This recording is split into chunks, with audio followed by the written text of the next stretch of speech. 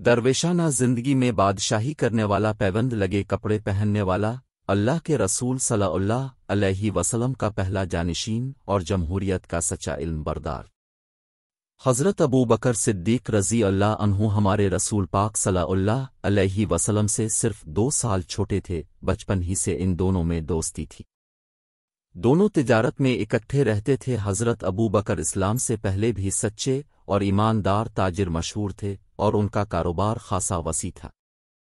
جب ہمارے رسول پاک صلی اللہ علیہ وسلم کو نبوت عطا ہوئی تو نوجوان میں سب سے پہلے اسلام کو قبول کرنے والے حضرت ابو بکر رضی اللہ عنہ ہی تھے۔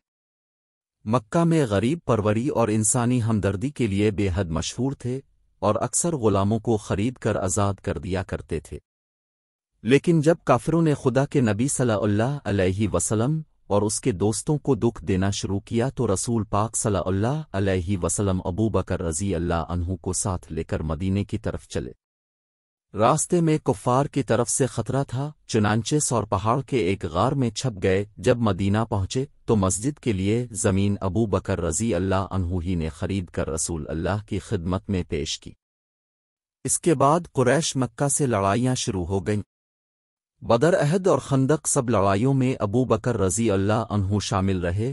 فتح مکہ کے وقت بھی موجود تھے۔ بارہا اپنے گھر کا سارا مال کر جہاد کے چندے میں دے دیا۔ جب نبی کریم صلی اللہ علیہ وسلم آخری حج کے بعد بیمار ہوئے اور نماز کے لیے مسجد جانا بھی مشکل ہو گیا تو اپنی جگہ حضرت ابو بکر رضی اللہ عنہ کو نماز پڑھانے کا حکم دیا۔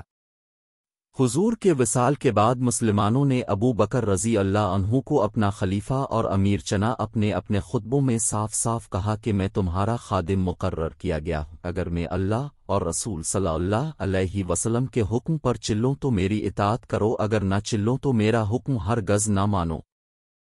حضرت ابو بکر رضی اللہ عنہ کے خلیفہ بنتے ہی بہت سے فتنے پیدا ہو گئے۔ بعض جھوٹے نبی الفاٹے کھڑے ہوئے اور بعض جاہل لوگ ان کے حامی بن گئے۔ بعض نے زکوٰۃ دینے سے انکار کر دیا، لیکن حضرت ابو بکر رضی اللہ عنہ نے نہایت مردینگی سے ان فتنوں کا مقابلہ کیا اور تھوڑی ہی مدت میں ان سب کو کچل کے رکھ دیا۔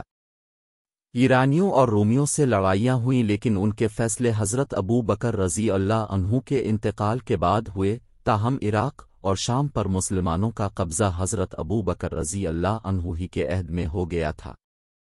صرف 2.25 برس خلافت کی اور حکمران ہونے کے باوجود نہایت فقیرانہ زندگی بسر کرتے رہے۔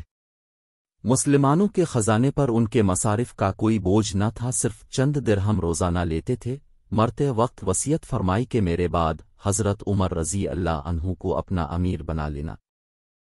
حضرت ابو بکر صدیق رضی اللہ عنہ حجرہ عائشہ میں حضرت کے پہلو میں دفن کیے گئے۔